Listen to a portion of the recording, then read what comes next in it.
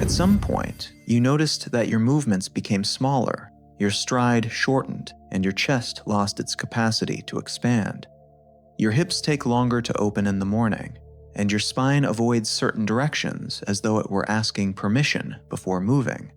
The most common explanation has always been the same: age. The Mechanostat Theory completely changes that interpretation. The organism records the forces it receives and reorganizes its entire architecture around them. When the signals become smaller, the structure contracts to match them.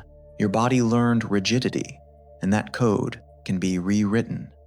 In the 1980s, Harold Frost, an orthopedic surgeon and bone physiologist, described something the organism had been doing for millennia.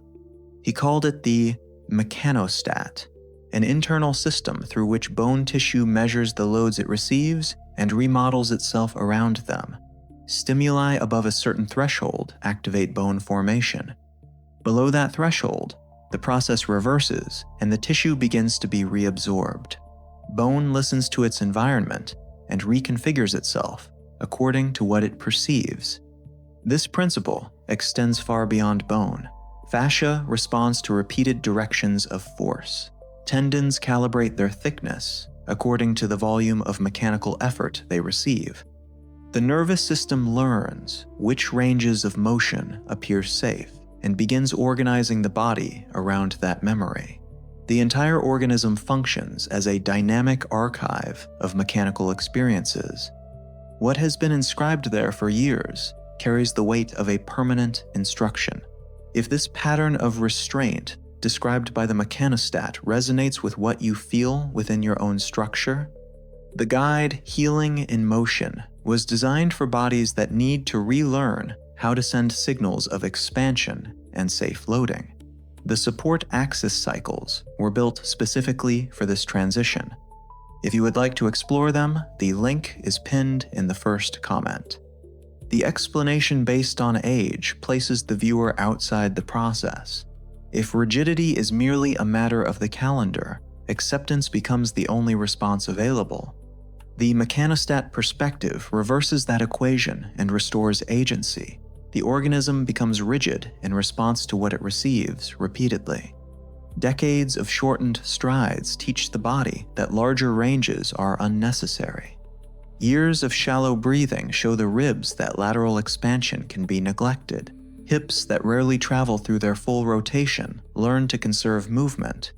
A chest that closes in front of screens, difficult meetings, or accumulated tension begins to register that posture as its standard mode of operation. When Stephen Porges developed Polyvagal Theory, he demonstrated that the autonomic nervous system organizes the body into functional states: safety, mobilization, or immobilization. When it perceives ongoing threat, even a subtle one, it maintains the organism in a defensive posture: contracted neck muscles, a restricted diaphragm, a withdrawn pelvis, and reduced circulation to the extremities. Repeated over many years, that posture leaves a geometric imprint. The mechanostat reads that pattern as instruction and confirms it within the bone and fascial structure. The two maps overlap and produce something more stable than it appears: a body that has learned, with remarkable precision, how to occupy less space. In the Hermetic tradition, the body is a living tablet upon which habits inscribe form. The principle of correspondence reveals that the inner and the outer shape one another continuously. What a human being repeats through the body leaves an imprint on inner geometry. What is avoided records the same law through its silence. Rigidity is a coagulation of movement. Something that was meant to alternate between expansion and withdrawal became trapped in a single direction, condensed and hardened. A temple that loses circulation between its chambers begins to close in upon itself. Vital force requires amplitude to circulate. When the vessel narrows, the flow diminishes. When the flow remains reduced long enough, the vessel learns that narrowness is its natural state. Recovering that amplitude requires something deeper then stretching. It requires sending the organism the signals it has stopped receiving: safe force, living load against the ground, expansion into abandoned directions, and presence within forgotten territories. We are going to move through a 3-phase ritual. You will need a space where you can stand for a few minutes and then sit or lie down. Remove your shoes if possible. The purpose of these 3 phases is to create new mechanical stimuli in places where the body has stopped receiving them. The first phase is perception. Stand with your feet parallel and hip-width apart and observe your structure calmly. Let your arms rest naturally at your sides and notice where the organism is asking for more space. Perhaps your shoulders rise slightly in search of protection. Perhaps your head moves forward beyond the line of your chest. Perhaps your hips are tilted in search of stability. Breathe slowly 3 times and honestly register where your body occupies less space. That recognition is already the first new signal. Now move into the second phase, bone anchoring. Place one hand over the sternum at the center of the chest. With gentle pressure, breathe into your palm, expanding the chest toward your hand. 4 breaths. Then place your hands on the iliac crests, the bony edges of the hips. Apply gentle pressure and breathe, allowing the pelvis to gain volume. 4 more breaths. Finally, plant your feet firmly into the ground as though you wanted to imprint the soles into the floor and feel the response of the ground rising through your heels. Contact with these specific bony landmarks restores orientation to the system. The organism begins to remember where its foundation resides. Finally, the body receives active mechanical stimuli. Begin with intentional pressure. Bend your knees slightly and press your feet into the ground as though you wanted to grow a few centimeters taller. Sustain that force for 5 seconds. Repeat 3 times. Then extend your arms out to the sides in a cross shape and slowly raise them overhead in a conscious expansion. Allow the ribs to open laterally as you inhale. 3 complete cycles.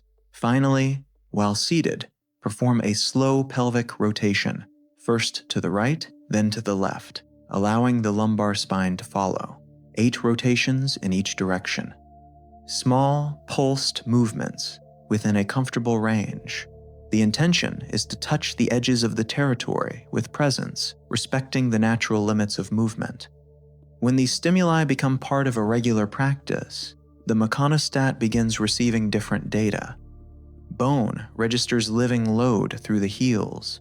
Fascia perceives directions that had long been abandoned. The autonomic nervous system interprets expansion as a signal of safety and releases the defensive tone that had been keeping the neck muscles contracted, the diaphragm restricted, and the chest closed. The change is gradual, inscribed in layers. New stimuli applied consistently produce results that months of passive stretching rarely achieve because the signal reaches the root of the process, the level at which the mechanostat makes its remodeling decisions. As the body reopens these territories, something beyond physical mobility returns. The posture of occupying less space begins to dissolve. Presence within the environment changes in quality. Movement gains boldness, a willingness to explore ranges that the organism had archived as unnecessary. And the invisible map that dictated how much of physical life remained accessible gradually begins to expand. If this video reached where it needed to reach, leave your like, subscribe to the channel, and turn on notifications to receive the upcoming content. Write in the comments, "I send force and amplitude back into my body and my rigidity becomes elasticity." For those who want the stimuli practiced here to become a continuous signal to the organism, access to the guide Healing in Motion is pinned in the first comment. The body that became rigid was being faithful to you. Every restriction was a precise response to what it received. Elasticity remains inscribed within the structure.